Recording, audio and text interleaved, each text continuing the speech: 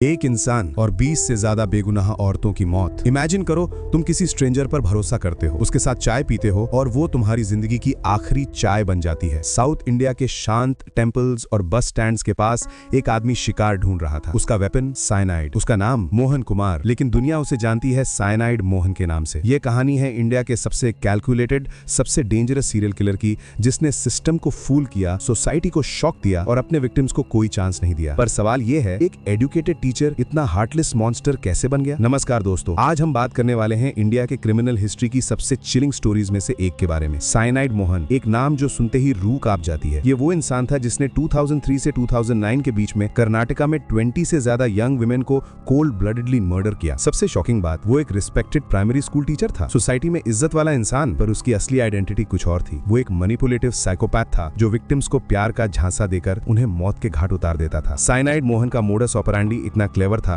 कि पुलिस को उसे पकड़ने में सालों लग गए। वो अपनी विक्टिम्स को केयरफुली सिलेक्ट करता था, mostly middle class vulnerable women जो बेटर लाइफ की तलाश में थे। Bus stands, temples, public places, हर जगह वो अपना नेक्स्ट टारगेट ढूंढता रहता था। और जब विक्टिम्स उसके जाल में फंस जाती थीं, तो उन्हें पता भी नहीं चलता था कि उनकी जिंदगी खत्म होने वाली है। इस वीडियो में हम डिटेल से जानेंगे कि कैसे एक नॉर्मल दिखने वाला टीचर इंडिया का सबसे नोटोरियस सीरियल किलर बन गया। तो वीडियो को एंड तक देखना, क्योंकि ये स्टोरी उतनी ही ट्विस्टेड है जितनी टेरिफाइंग। मोहन कुमार का जन्म 1963 में कर्नाटका के दक्षिणा कन्नड़ डिस्ट्रिक्ट में हुआ था। उसकी फैमिली मिडिल क्लास थी और बचपन बिल्कुल नॉर्मल था। एजुकेशन में वो थोड़ा अच्छा था और इवेंचुअली उसने बीएड करके प्राइमरी स्कूल टीचर की जॉब ले ली। सरफेस पर देखो तो मोहन कुमार एक रिस्पेक्टेबल एजुकेटेड आदमी था। सोसाइटी में उसकी इमेज बिल्कुल क्लीन थी, पर अंदर से वो एक डार्क पर्सनैलिटी छुपा रहा था। मोहन कुमार की 2 शादियां हुई थीं, लेकिन दोनों ही फेल्ड हो गई थी। उसकी पहली वाइफ उससे डोमेस्टिक वायलेंस और टॉर्चर की वजह से अलग हो गई। दूसरी शादी भी कुछ खास नहीं चली। इस तरह के फेल्ड रिलेशनशिप्स ने शायद उसकी साइकोलॉजी को और ज्यादा ट्विस्ट कर दिया। एक्सपर्ट्स का कहना है कि मोहन कुमार को औरतों के प्रति डीप रूटेड हेट्रेड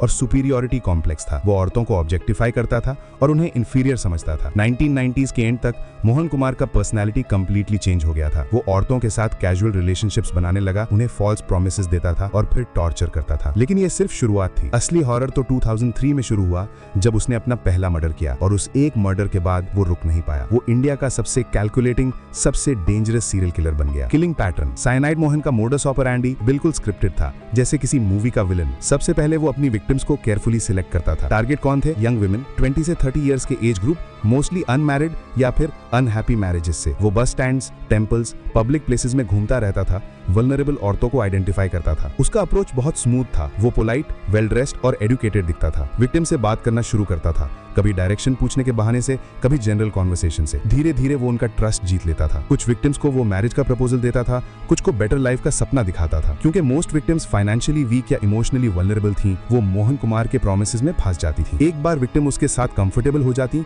तो मोहन कुमार नेक्स्ट स्टेप लेता था। वो विक्टिम्स को कन्विंस करता था कि उन्हें टेंपल जाना चाहिए या फिर किसी स्पेसिफिक जगह जाना चाहिए, यूजुअली सेक्लूडेड एरिया। फिर वो कहता था, चलो एक कॉन्ट्रासेप्टिव पिल ले लो क्योंकि हम इंटीमेट होने वाले हैं। पर वो पिल कॉन्ट्रासेप्टिव नहीं होती थी, वो साइनाइड कैप्सूल होती थी। साइनाइड एक हाईली टॉक्सिक पॉइजन है जो सेकंड्स में काम करता है। विक्टिम पिल लेते ही अनकॉन्शियस हो जाती थी और मिनट्स में मौत आ जाती थी। मोहन कुमार विक्टिम्स की ज्वेलरी, पैसा और वैल्यूएबल आइटम्स ले लेता था और बॉडी को किसी सेक्लूडेड एरिया में छोड़ देता था। क्योंकि मोस्ट विक्टिम्स का कोई इमीडिएट फैमिली कनेक्शन नहीं होता था, उनकी बॉडीज आइडेंटिफाई होने में टाइम लगता था या कभी आइडेंटिफाई ही नहीं होती थी। सबसे टेरिफाइंग बात, मोहन कुमार ये सब कुछ कोल्ड ब्लडेडली करता था, बिना किसी गिल्ट या रिग्रेट के।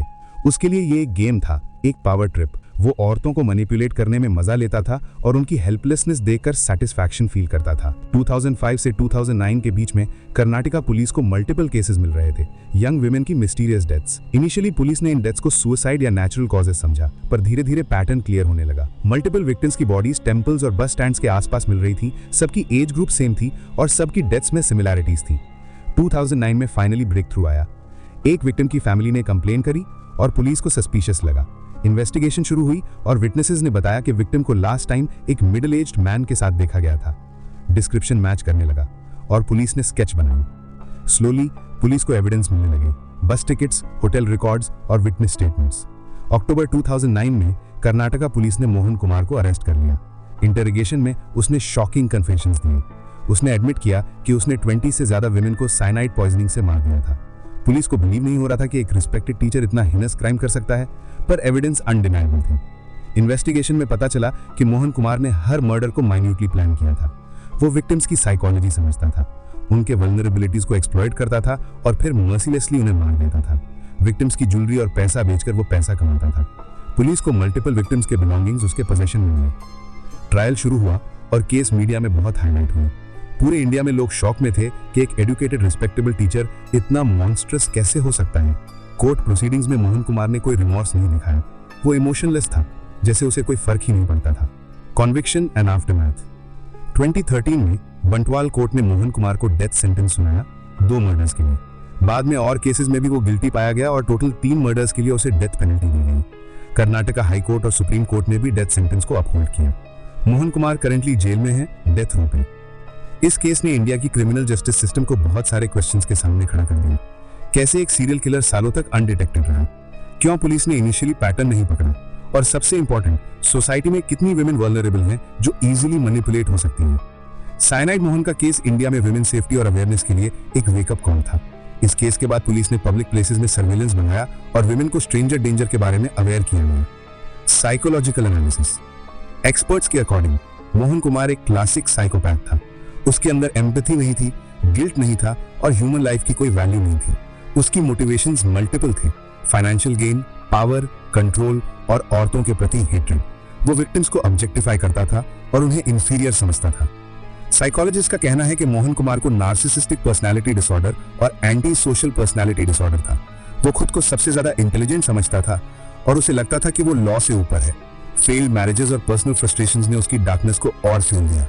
तो दोस्तों, ये थी साइनाइड मोहन की टेरिफाइंग कहानी, इंडिया का सबसे डेंजरस सीरियल किलर जो सोसाइटी में एक रिस्पेक्टेबल इंसान बनने का नाटक कर रहा था। इस केस से हमें क्या सीखना चाहिए? सबसे पहले, स्ट्रेंजर्स पर अंधा भरोसा मत करो, चाहे कोई कितना भी पोलाइट या एजुकेटेड लगे। अपनी सेफ्टी अपनी रिस्पॉन्सिबिलिटी है। दूसरा लेसन, वल्नरेबल लोगों की मदद करो। मोहन कुमार ने उन्हीं विमेन को टारगेट किया जो अकेली थी, हेल्पलेस थी। अगर सोसाइटी ज्यादा सपोर्टिव और अवेयर होगी तो ऐसे प्रेडेटर्स को शिकार मिलना मुश्किल हो जाएगा। और तीसरा, पैटर्न्स को आइडेंटिफाई करो। अगर आपको लगता है कि कुछ सस्पिशियस है तो अथॉरिटीज को इन्फॉर्म करो। साइलेंस से क्राइम्स छिपी रहती हैं, अवेयरनेस से क्राइम्स रुक सकती हैं। साइनाइड मोहन आज भी जेल में है, डेथ पेनल्टी का इंतजार कर रहा है। उसके विक्टिम्स को कभी जस्टिस नहीं मिल पाया क्योंकि उनकी जिंदगी वापस नहीं आ सकती, पर उनकी कहानी याद रखनी चाहिए ताकि फ्यूचर में और विक्टिम्स ना हो। अगर आपको ये वीडियो इन्फॉर्मेटिव लगा तो लाइक जरूर करना, शेयर करना और चैनल को सब्सक्राइब करना मत भूलना। ट्रू क्राइम और सोशल अवेयरनेस की और स्टोरीज के लिए बेल आइकन प्रेस कर दो।